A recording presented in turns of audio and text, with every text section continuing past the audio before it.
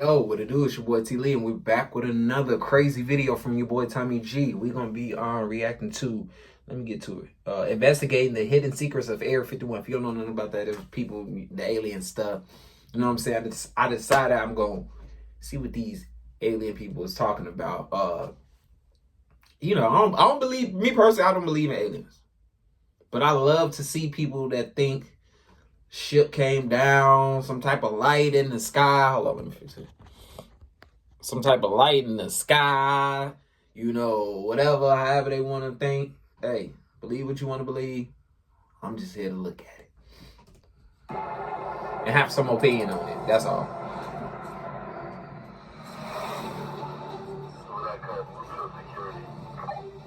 And let me know in the comments if you believe in aliens and everything. And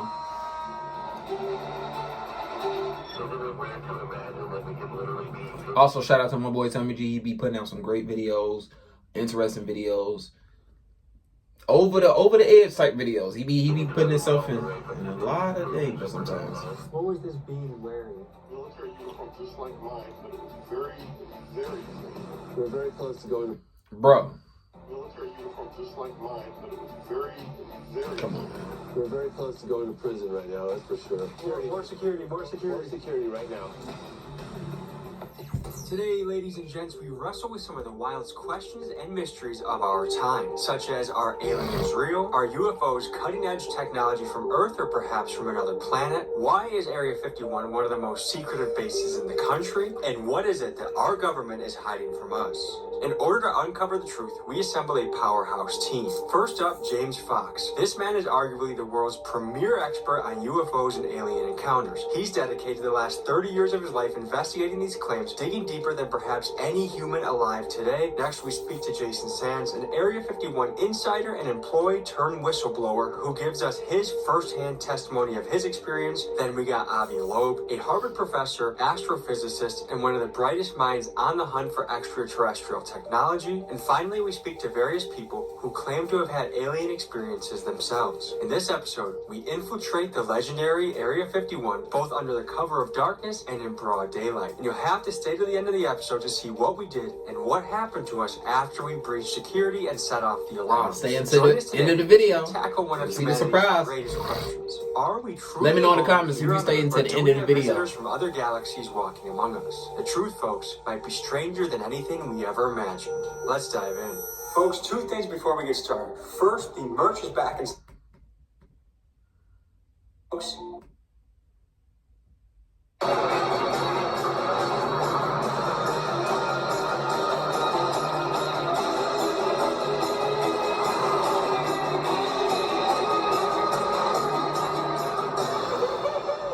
we're in the Wild West right now, folks. It's breathtaking what we're driving through right now on our way to the Alien, which is a motel in the Area 51 network. What is Area 51? Is it a place that aliens were brought to and fix these goddamn allergies more and kept from the public? Take a or minute, is it a place that's so remote and so out there that it's an excellent place to develop top-of-the-line military technology, run exercises? Maybe they got a CIA black site somewhere out there. I mean, it would be a perfect place. You just blindfold a guy and take him 2 hours down the highway from Las Vegas. No one's finding you. Alien fresh jerky, man. How much better of a sponsor can you even get in a video? Going to Area 51 eating alien beef jerky, and damn, it's good. If you would like to try some of this delicious jerky for yourself, simply head to their website, link in pinned comments, and use my code TommyG for 50. I'm doing none of that. Road trip with you guys in a few.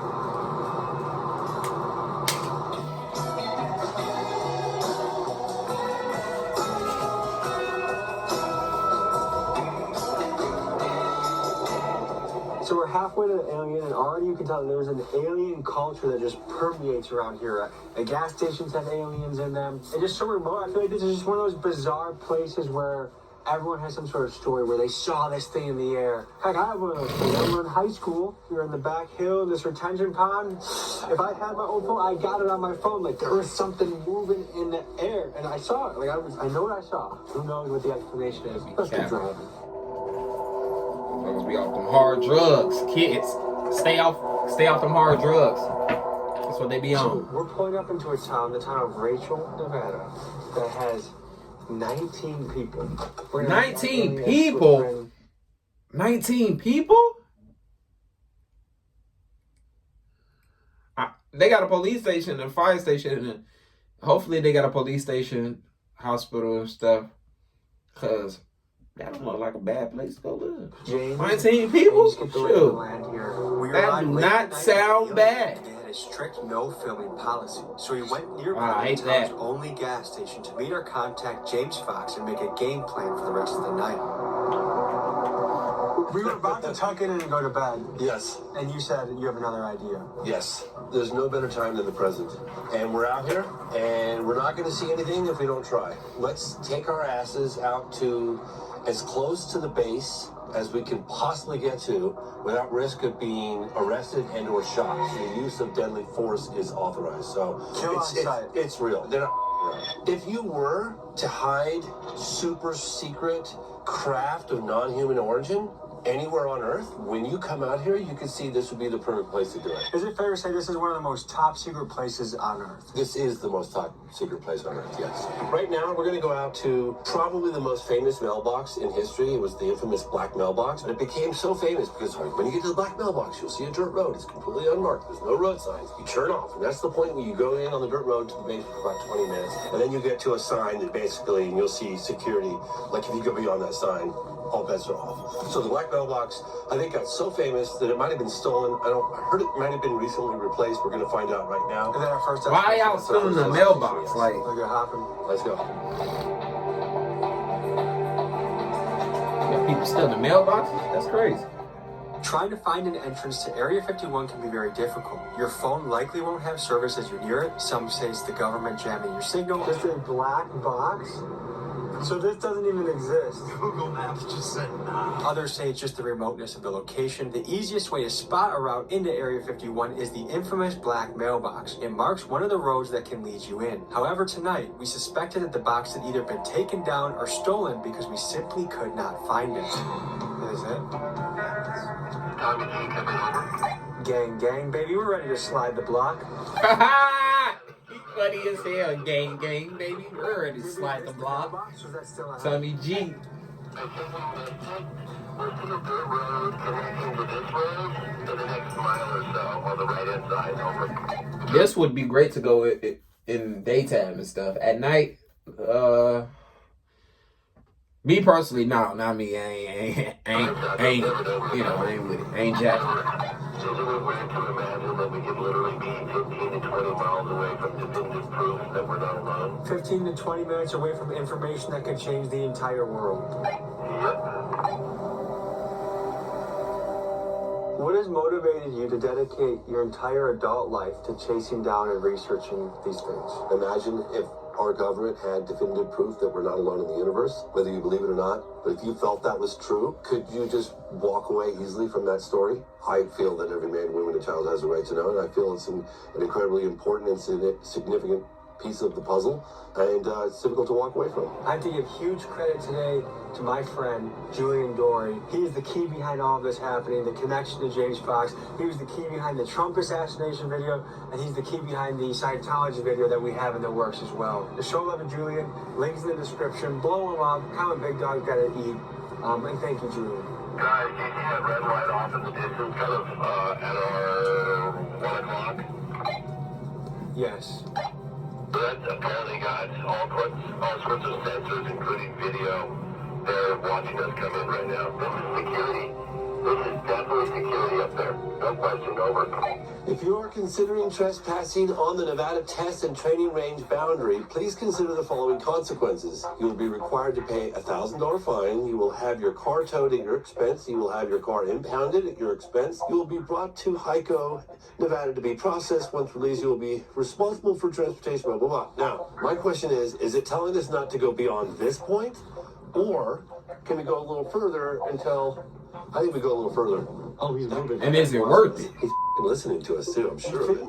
You think they have that level of technology? Absolutely. What makes you sure of that? Because I've heard about it. They can just point and they can listen. George Knapp's documented that. Folks, we gotta pay homage to the legendary Las Vegas journalist George Knapp. In 1989, George broke the story on Area 51 and brought its existence to the public eye. His interview with Bob Lazar, who claimed to have worked on reverse engineering alien technology, invited a firestorm of speculation, forever linking Area 51 to extraterrestrial secrets. George's fearless reporting forced the government to acknowledge the base's existence, and it laid the groundwork for decades of UFO investigations. Without him, the legend of Area 51 might still be a secret. James, you want to go say hi to the Shout out to him. scary man? You want me to go say hi? I mean, I want to see who that is. This is the game. This is the next layer. Oh, he's coming down to us right now. Over.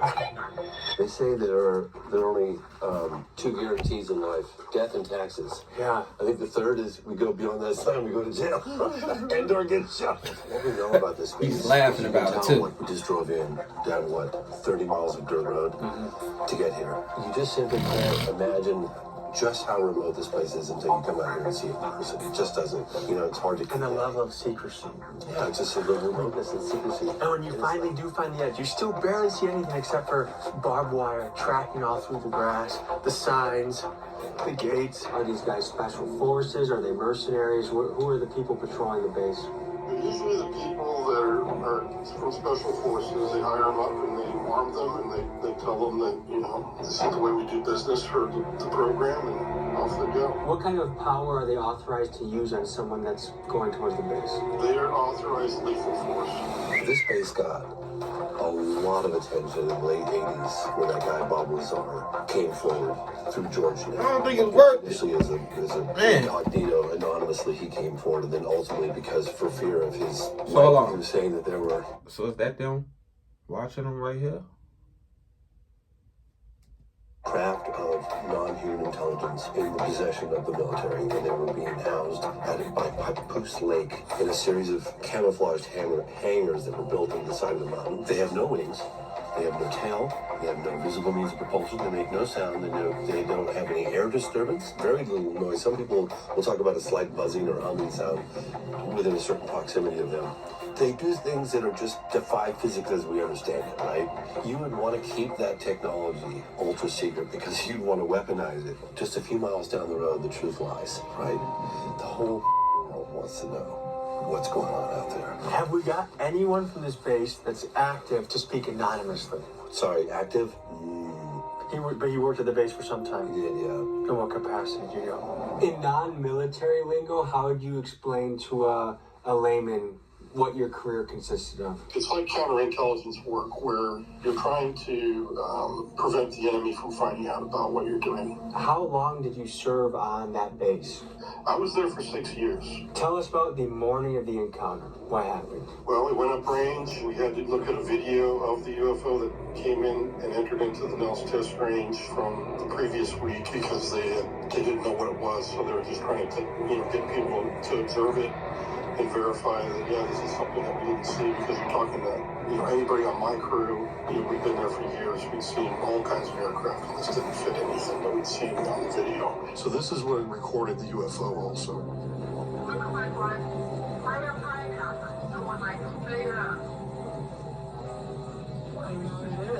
So a UFO crash lands on the base, and they wait until the Monday crew comes in to look. What if whole time that was like a bird or something? Like, I'm talking about This seems to have happened. This is a like a sign. flying animal. Or something.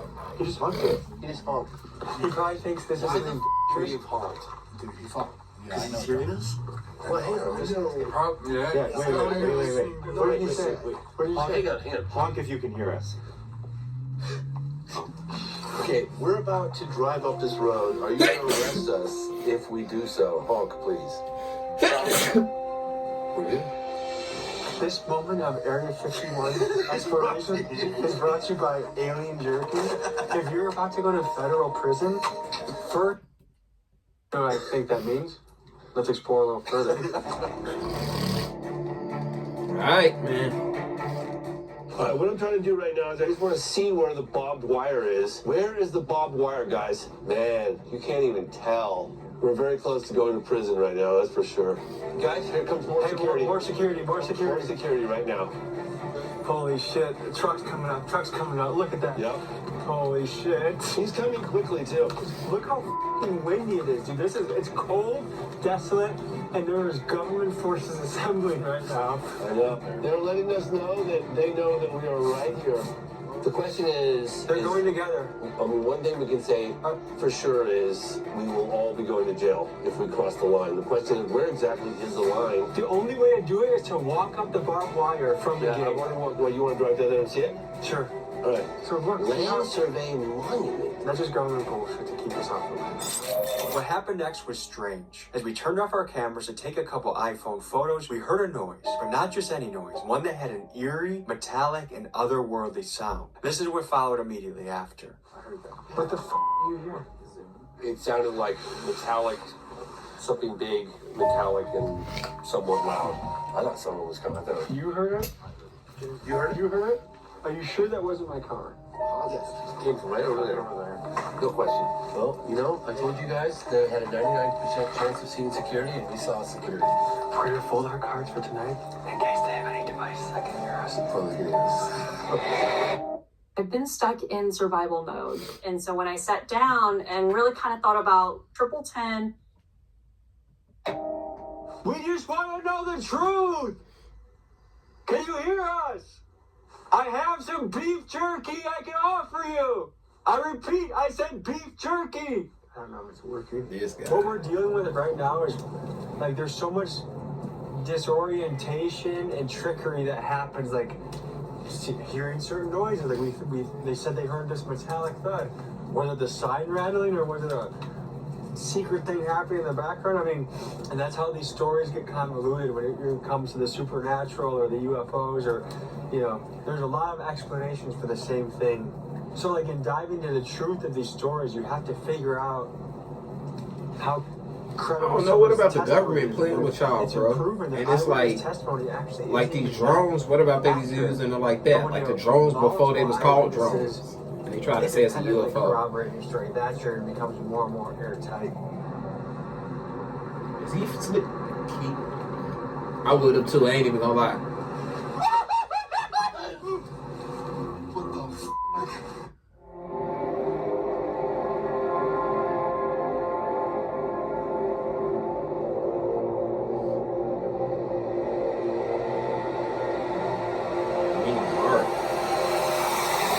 So we're going to the Alamo Inn, about 40 miles away, and kind of the other side of Area 51. There's the Alien, the Alamo Inn, and kind of if you go in between them, that's where you can go on the road to the back way of Area 51. And we're going to talk to the motel owner and actually stay there the night.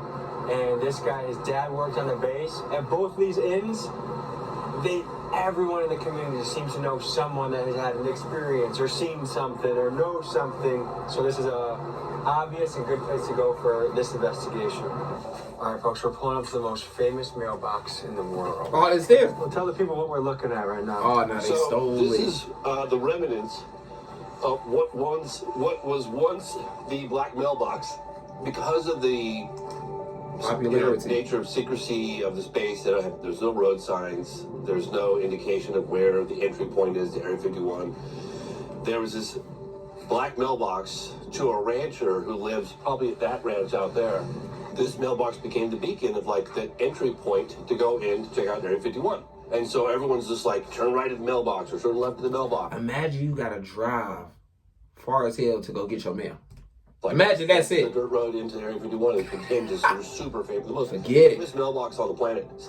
Also, I want to draw our attention Imagine to you an Amazon mountain driver. ranges everywhere we can look, and What them is, these cows are or vantage buffaloes? points. Yeah. And They Chuck gotta be Clark spent his life documenting these vantage points, and one by one, the government shut them down. Yes. So what do you mean you shut down His place got raided. He was raided right here in Rachel, and George Knapp covered the story at the time.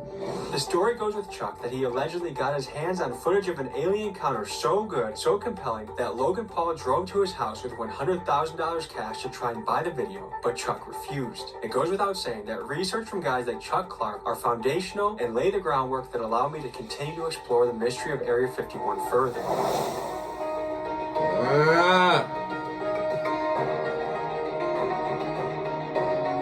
It's getting a little sketchy. Where am I seeing? favorite close encounters of the third kind in the United States took place in the desert of New Mexico in 1964. Damn, 1964. By the name of Liza Mora. And the Air Force files during the peak of Project Blue Book investigations have detailed diagrams and of the craft where it landed, the landing gear impressions, photographs of the landing gear impressions, the footprints from the alleged creatures, very detailed report in Project Blue Book bird files. We're having a local pull-up that his parents had an encounter with a non-human being right in this area in the 90s. So we're going to get to hear the story from him and see what we make of it. This is a story that my parents passed on to me. My dad was born and raised here in this valley, in Paranga Valley. He worked out at the test site in Area 51 for a good portion of his life. You know, because he mainly worked on the test site side when they were doing nuclear testing. Damn, that's he drove the trains and everything that went down inside the tunnels and that where they'd set the bombs off and that. And then when they shut that down, then he moved over to the Area 51 side. So while traveling on the road, we see this guy starting to kind of hail us and starts jogging towards us. He's walking running very funny. It looked like he was going to fall over and like he was around. I'm wondering what's wrong with him. And then as we get a bit closer, I'm starting to notice that he's got very pale skin, but it's got this blue undertone like he's hypothermic. We get to the point where he's at the corner of the front of the vehicle, and the guy in the passenger seat at the front screams he's got no ears. When I'm thinking, well, that's pretty rude. Why would he say that? And then I'm stepping out onto the roadway, and I look up, and indeed, he has no ears. And I'm thinking, good grief, this is really strange. Both your parents had an encounter on this road. No. Yes, they were coming down this road, coming over, coming. What about if it was a kidnapped person that they were trying to do an experiment on? Out hunting or camping for the weekend, something. They were out in the hills playing around, which they like to do an awful lot. Mom says they come over the hill here, and he says you can see somebody walking down the road for quite a ways. It caught her eyes, like, wow, what's somebody doing walking out in the middle of nowhere like this? As they got closer to it, she could see that it was dressed in, the way she describes it, is Bedouin clothing. So it was the flowing scarves and head covered and everything. Couldn't see anything other than the cloth that was around it. What was this being wearing? He was wearing a military uniform just like mine, but it was very, very clean. Then I noticed his eyes, and that's when I really got scared because the eyes were like twice as big. That's when he starts talking to me in another language. I don't know what it is, but somehow I'm understanding every word he says, even though it's a language I've never heard before.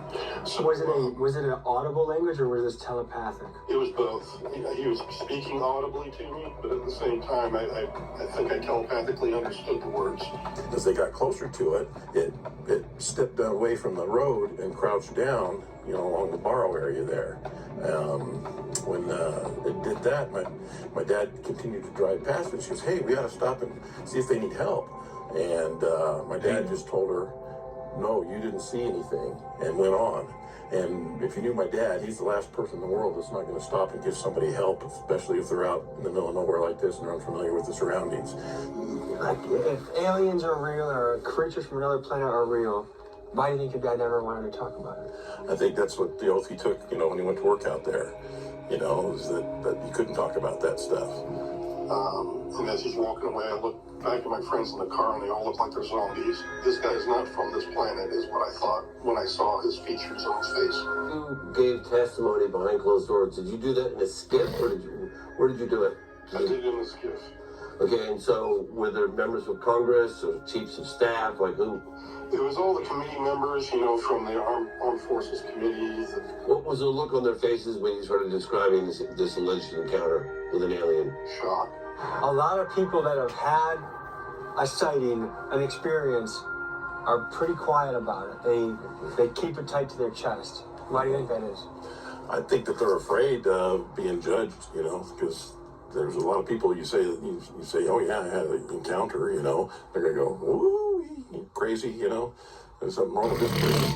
What was the moment in your career where you said, I think we might not be alone? October 19th, 2017. The first interstellar object was spotted by a telescope in Hawaii called Pan-STARRS. It was given the name Oumuamua, which means a scout in the Hawaiian language. This was the first object identified as coming close to Earth from outside the solar system. It was roughly the size of a football field, flat object, pancake-shaped.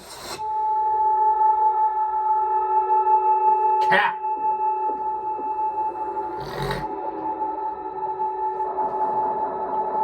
Ooh, I know it's cold up there. It's snowing? It was just, damn.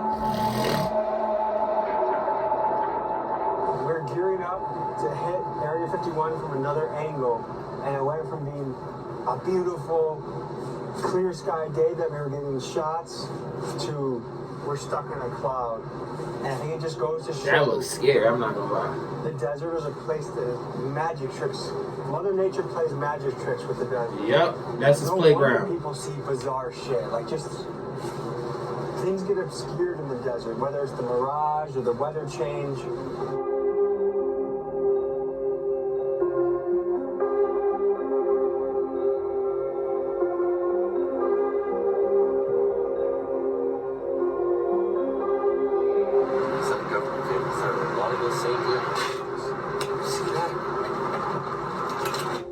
Is there another exit of the base that they're coming from that we don't know about?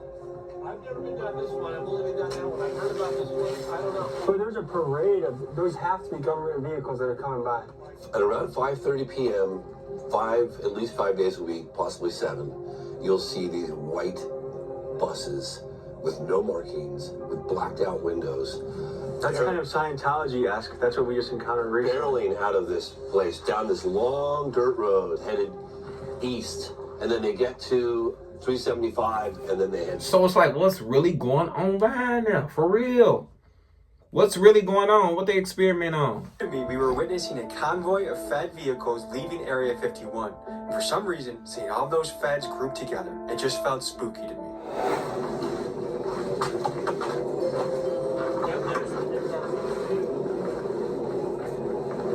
Looks like we got 2. One disappearing into the clouds.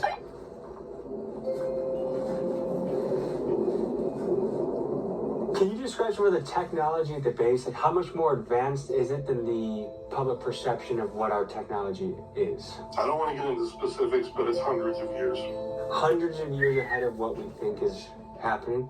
Yes. So I think part of the question is this just high-level military technology that they don't want other people to get their hands on?